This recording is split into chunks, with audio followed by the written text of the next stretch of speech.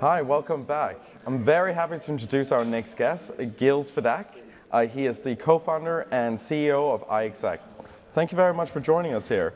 Thank you. Would you like to start with explaining a little bit to our online viewers about iExec? Yes, sure. So iExec is the first marketplace for cloud computing resources.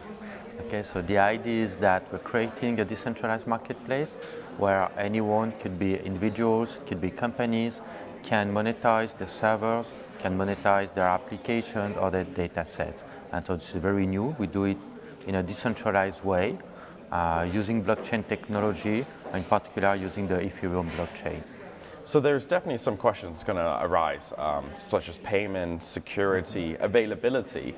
Let's start with payment. How does payment to access your services work? Yeah, that's really important. You're absolutely right. We issued the RSC token about a year ago during crowd sale, and this RSC token is going to be the only way of payment within the network. Why is that important? Because it's also related to security. You know, the problem is with this kind of technology is that you're going to execute on a machine that you don't necessarily trust. Mm-hmm. So the question is, if I pay for this machine and the machine doesn't do the job,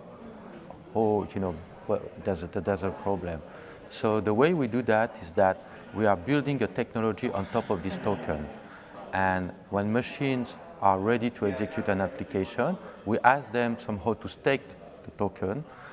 After that, there is an algorithm that we call proof of contribution, the consensus algorithm, that somehow try to evaluate if people did right or if they did wrong. And if they did wrong, our protocol punishes them by distributing the stake amongst the actors that did right. Mm-hmm. So the RSC token is very essential, and the consensus protocol we are building on top of that is essential to the safety and security of this infrastructure.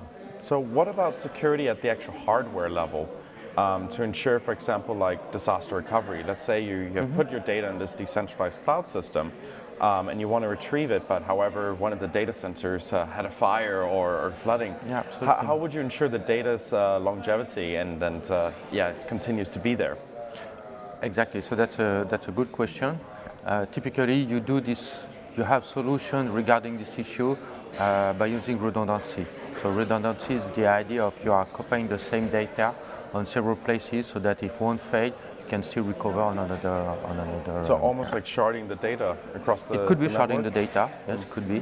The issue with sharding the data, yes, it could be. There are several protocols to do that and several solutions. You mentioned hardware security. Mm-hmm. There's something really new that is coming now that we call enclaves. Enclaves, it's proposed by Intel, and the commercial name for that is an Intel EGX. So this is the idea of, with your processor, there is a part of the memory that is encrypted, that is kept encrypted, and so that even the owner of the machine, even if the administrator of the machine cannot access to this part of the memory that is encrypted. Mm-hmm. And so thanks to this new technology, there is a lot of things that we are not able to do before that we can do now. And for instance, one of the questions is typically with privacy of the data. So I'm using a machine, the machine is remote, I don't necessarily trust the machine. If I send data to this machine, how can I make sure that the data will not leak, that people will not be able to spy on what's going on? Mm-hmm. So thanks to this technology, we can do this kind of scenario. Fantastic. Yeah, that's great. Yeah. So there's, in clouds, the competitive field is actually quite strong. There's, the major players that we know of, Amazon Web Services, Azure, Google Cloud, for example. What would your ideal user be? Would that be a company putting certain kind of data onto iExec, or who would you vision the ideal user is? So we are building a marketplace. So we don't exactly have users. We are building a marketplace. So the idea is to attract customers and providers. And the more demand and the more offer, the better. Okay. So typically, in terms of customers, these are applications, developer businesses using applications that have significant requirements regarding the computing power and computing capacity. So typically like artificial intelligence, simulations, 3D rendering, finance.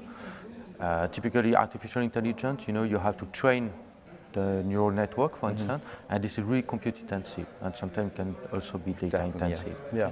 So typically these are really the good customers. So they would go in this marketplace to have access to cheaper computing resources.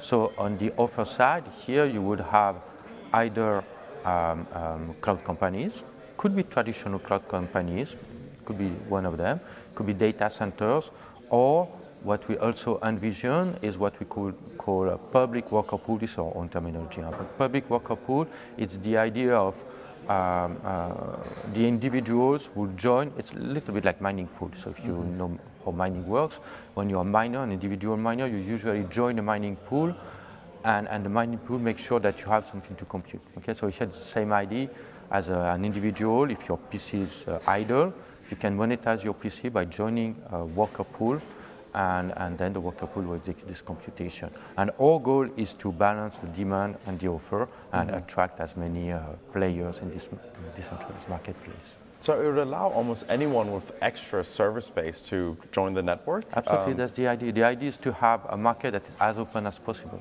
Fantastic. So one of the things that are interesting, well, when we're talking about cloud, or in any kind of database really, is GDPR here in Europe. Data privacy. How does iExec tackle it with data not, for example, having to leave the European borders of European citizens? So that's an excellent question. So in this marketplace, people are identified. So if you have constraints such as I don't want my data to go, abroad, you can filter. You can filter and make sure that the providers that are going to compute will fill those requirements. Okay, so it's an open network, but there is some control over this network. Very interesting. Very interesting. So what are the kind of challenges that you see with adopting cryptocurrency as a payment, for example? Because cloud computing, we all know that the competitive prices are getting very, very low these days. So with cryptocurrency, do you see mostly adopting your iExec for the existing cryptocurrency community, but also onboarding traditional partners?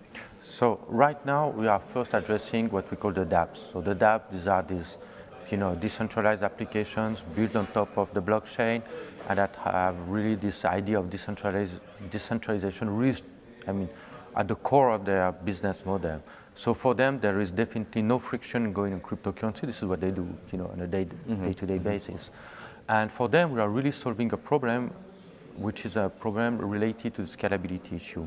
You know that if you're programming for Ethereum, for instance, the amount of computing power you can have when you deploy a smart contract on Ethereum is extremely low, and you have to pay for the computation, for the execution of the smart contract. So this is very expensive. So we are giving them a solution to do off-chain computing. Okay, so they can deploy their application as a regular Docker image, and we're giving them the link between the blockchain and the traditional way of executing an application. So for them, there's no friction going with cryptocurrency.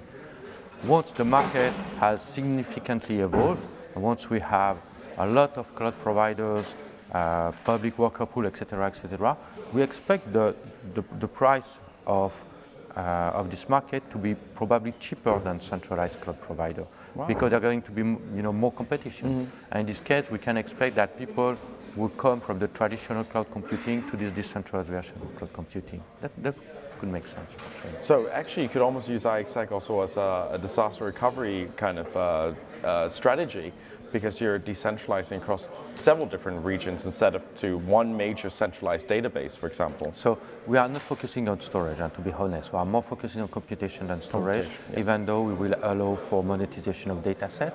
So typically we would work in conjunction with people doing things that are more storage oriented. With respect to disaster recovery, it's clear that when you are decentralized thing, when you are distributing things, that's a general way of thinking, but usually you avoid you're giving you a best chance of recovering in terms of disaster. So it's true that you can very well go on iExec for the purpose of finding several places where your computation would happen to make sure that there are good properties of failure tolerance and this kind of things. Yeah. Fantastic. Well, is there anything you'd like to share with our online audience? We are here at Blockshow. We are on booth number 5. Please feel free to join us and meet us. We'll be happy to answer all of your questions. Fantastic. I really appreciate you joining us here today. Thank you. Thank you very much. Thank you very much. Thank you. Bye-bye.